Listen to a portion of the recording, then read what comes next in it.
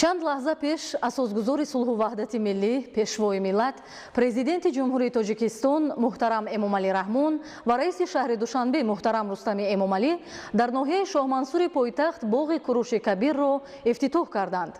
масоҳати боғи Куруши Кабир наздики 5 гектарро ташкил медиҳад.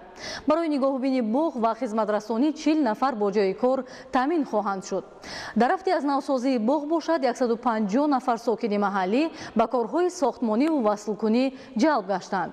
акнун хоҳишмандон метавонанд ба боғ тавассути 22 даромадгоҳи хурд ва 4 даромадгоҳи калон ки дутояш бо фаввораҳо ороиш ёфтааст ворид гарданд. дар ду тарафи боғ амфитеатрҳо бо фаввораҳо сохта шудааст ки барои гузарондани маъракаҳои фарҳангӣ омода мебошад.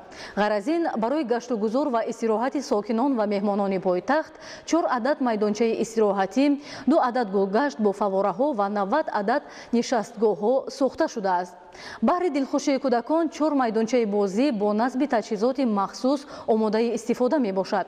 дар масоҳати 1640 метри мураббаъ 3 адад майдончаи варзишӣ барои бозиҳои футбол, волейбол ва тенниси рӯи миз сохта шудааст.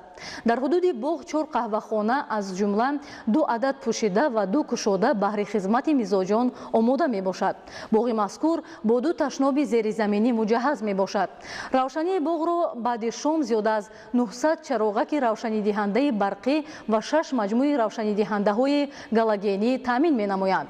5700 адад дарахтону буттаҳои ҳамешасабзи кипарис, магнолия, фатиния, самшит, пихта, туя ва ғайра зиёда аз 40 намуд ки аз давлатҳои Аврупо аз ҷумла Италия, Испания, Франсия, Олмон ва Ҳолланд ворид гардидааст, ба ҳусни боғ латофати махсусро зам менамояд.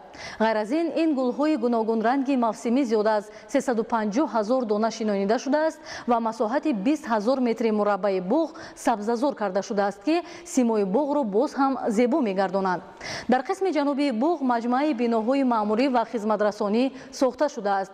гирдогирди боғ дар масоҳати 1500 метри мураббаъ бо буттаҳои ҳамешасабзи фатиния ки аз Италия ворид гардидааст оро дода шудааст. барои гиромидошти хизматҳои арзанда дар соҳаи фарҳанги кишвар дар ду тарафи боғ муҷассамаи мусаввир ва наққоши тоҷик Камолиддин Беҳзод ва ҳунарманди халқии Иттиҳоди Шӯравӣ Малика Собирова ҷой дода шудааст. Куруши Кабир номгузорӣ шудани боғи нав бесабаб нест. Куруши Кабир яке аз бузургтарин шахсиятҳои таърихи аҳди қадим ва бунёдгузори тамаддуни давлатдории комилан нав буда ҳазорсолаҳо чун шоҳаншоҳи одил, сиёсатмадори зираку тезҳуш, пуштибони адолату ростӣ, кафили ҳуқуқу озодиҳо ва ҳомии сокинони қаламрави шӯҳрат ёфтааст. ӯ аввалин эъломияи ҳуқуқи башарро соли 539 пеш аз милод эълон карда буд. эъломияи Куруши Кабир оид ба озодии виҷдон яке аз бузургтарин ислоҳоти иҷтимоӣ ва санади таърихии уст ки дар шакли паём ба сокинони гуногун забону гуногун мазҳаби қаламрави паҳновараш ирсол намуда буд. аз расми ифтитоҳи боз як боғи муосир дар пойтахти мамлакат шаҳри Душанбе, боғи Куруши Кабир дар нашрҳои минбаъдаи барномаи ахбор муфассалтар иттилоъ хоҳем дод.